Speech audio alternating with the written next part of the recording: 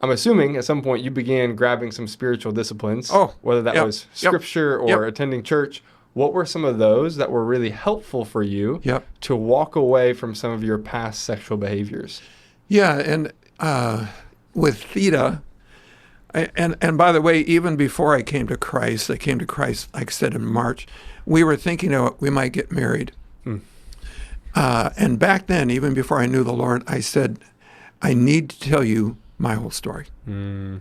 Because if we do get married, I don't want you to have to read the fine print after we said I do. Wow. It's not fair. And I said, I'll understand if you say I forgive you, but I prefer not to spend my future with you. Yeah. And I told it all. And she says, I forgive you and I want to spend my life with you. And I was like, Wow. You're like, I'm in. yeah. And so for theta, and I'll answer your question. I'm going to throw this No in worries. here a little bit fast Please. forward. Like I said, we've been married 54 years. 25 years ago, Theta got a life-threatening disease. Hmm. And we weren't sure she was going to make it. We had a 3-year battle. She was in so much pain she couldn't even whisper what she needed me to attend to. Just hideous pain. And so one time when we were doing a Family Life Conference, we're getting in the elevator after a session. She says, Alan, I just want you to know, if you were ever unfaithful to me, you'd break my heart. Well, okay, that would be true for any marriage. Mm-hmm. But the specialist, when he diagnosed what she was battling, said, sadness is what brought this on. Wow. Laughter will fix it. Hmm. So if I were to succumb and not use the tools that the Holy Spirit's given me, it wouldn't hurt Theta. It would kill her. Mm-hmm. And that's not an exaggeration. That, it's just our story. This isn't everyone's. Right. Wow. So, I was visiting with Nick prior to our getting together today, and probably the vocabulary I used, spiritual disciplines, makes sense. I kind of rephrase it for my own journey, and I'm going to read the words I wrote down here. I'd probably use a different vocabulary to describe the soul-filling, heart-refreshing, life-protecting pattern that is my day-to-day way of being. I just, Campus Crusade for Christ, spiritual breathing, where you confess and then you receive the forgiveness. For me, this is a daily experience of steeping myself in God's Word, not because it's a book, as one of my most wonderful mentors, Dr. Ron Frost, puts it. He says, these are not opaque pages we look at. These are the lenses through which we see him. Ron, he's a brilliant man. 2 bachelors, 2 masters, a PhD from King's College London. Nobody's read the Bible more than this guy. He reads it 3 to 4, sometimes 5 to 6 times a year for the last 60 years. And he's like a 5-year-old kid that just came to Christ. He goes, man, Alan, have you met him? Have you met him? And so I have people like that in my life who have shown me to pour over. And I brought one of my Bibles here because I'm the Lord, you got to talk to me. I need you. I've got to meet you. I don't need to study a manual. I need to meet the person.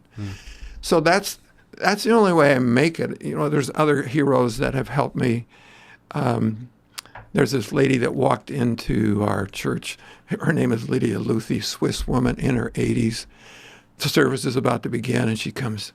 She goes, Alan, she says, the love of God is enough to feel alive. Wow. It is enough.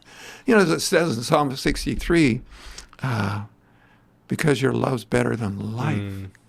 My lips will praise you. Now, we all have also kind of our personal backgrounds, our makeups. So not everybody has to do what I do. Yeah. But this is what I do, is I get in the book and I said, I got to hear you. I've got to meet you. And there's all kinds of other things I use that is, to use the word spiritual discipline. Yeah.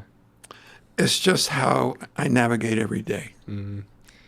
Alan, I have a good friend who says something like, when people spend a lifetime with Jesus, They either become eternal masterpieces, or they spend a lifetime without him and they become eternal horrors. Yeah. And whether it's you or your mentors or this Swiss Yeah. woman in your church, Oh, yeah. it seems like you've been surrounded by eternal masterpieces. I really have. Yeah. And you're becoming one, Alan. Well, thanks. That's where, as we make our way through this visit today, the Lord has placed people in my life just saying, "Oh, you think he's that good? Take a look at this." He's better. Oh, and Ron Jensen was the beginning. There's another guy named Walt Townsend. I met with Walt. He's now battling Alzheimer's and lives in Arizona now. We met once, usually 2 or 3 times a week for 25 years. And every time you get with Walt, you're thinking, whoa, I want to know him like you know him.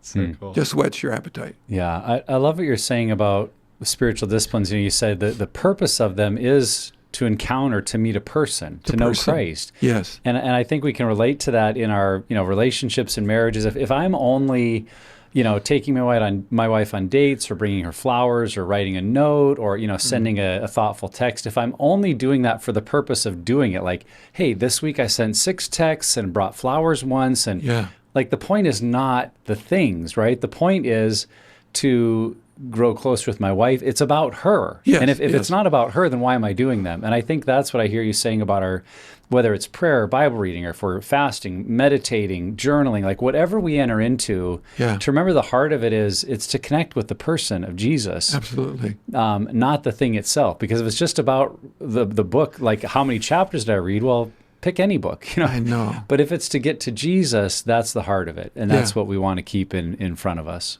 Thank you. That's well said. Two quotes just from a week ago. There's a woman in Good Shepherd named Shelley Gilmore, and she's just one of those people when you meet with her, like, whoa, okay, you know things about him, and you know him, I want to know. Here's what she wrote. She says, imagine that a passage of Scripture, think of it as a passageway into the presence of Jesus, where we sit and have deep conversation with him, speaking, listening, treasuring. And I pass that on to Ron Frost. Here's his response. He says, it's important to come to the Bible for the who it offers more than the what it gives us. So that's where the lens through which we see and meet him. And I find, as we'll probably visit this a little bit later, is that being in community, like when we did the Conquer series at Good Shepherd, we had guys around the table week after week after week, and then they went into 7 pillars. People go to Celebrate Recovery. They're in a growth group. They're in a men's group. Man, almost everything I learned when I was in community. And the guys didn't even know I just got rebuked. We'd be in a growth group with couples, and this guy says, well, here's what I do for my wife. I go, oops, never thought of that. We're learning, we're growing. Yeah, for some of our audience, Alan, this topic is maybe a little, they're leery of it because they've almost had spiritual disciplines, preached at them as like earning or legalism. And we've all heard the phrase, like, we're not just going to pray it away magically. It's not by trying harder. No. And so in some ways it might make us almost feel like, well, is this that helpful or important? So do you have any examples that come to mind of someone's story where you've seen that their integration of spiritual disciplines, the growth in Christ was a significant part of how they were being transformed? How have you seen that happen practically in someone's life? Well, I'm going to share one specific one. There was this gentleman, I think he's probably early 40s.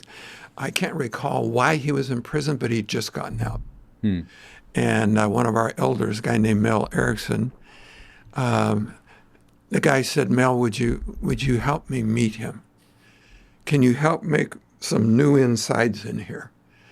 And what Mel literally did is he picked some verses, some passages that would really speak to this man. And he said, I'll just say his name is Bob. Bob, here's what I want you to do. See these 4 verses? Today, what I want you to do is I want you literally to physically handwrite those verses. Because as the Word of God, because it's living, active, breathe, God's breath, as God's breath gets inside of you, things are going to start to change because you are hearing from, meeting with, and walking with. So there was one specific that was just dramatic. It was unbelievable. And, I've been in numbers of situations because I'm generally with couples who are in distress. Right. Whoa. Oh, I just saw this couple the other day. I visited with them years ago. So we met with them, and, it was not untypical in terms of how we bumped and bruised each other. And I says, and then you and I met, buddy, and here's what you said to me. You said, people don't change. He says, but God changes people. And I went, wow, well said. So we become like who we hang with, right? Yeah. We just do. So as, was it Houston who wrote Transforming Friendship? So I get with the Lord Jesus, and then I work with young men, middle-aged men, and old coots like me to say, you can meet him. This is where you hear his voice. And he, if you're steeped in his presence, and like you said, worship, community, conversation, keeping company with God, one man's definition of prayer. So I have walked with souls all the way from the moment of confession that I've been unfaithful to my wife. Will you go with me when I tell her the truth? Wow. Challenging moments. Yeah.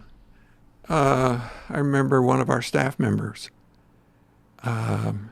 He says, Alan, can you come meet with my wife and myself? And inside I'm going, oh, God, please, not immorality, not immorality, immorality. And then he confessed, and it was. So we go from the absolute tragedy to restoration, and today you'd be very proud of that man. Yeah. Very proud of that man. It's restored because Jesus walked in and he makes dead things come alive. Look at us. Come on. Yeah.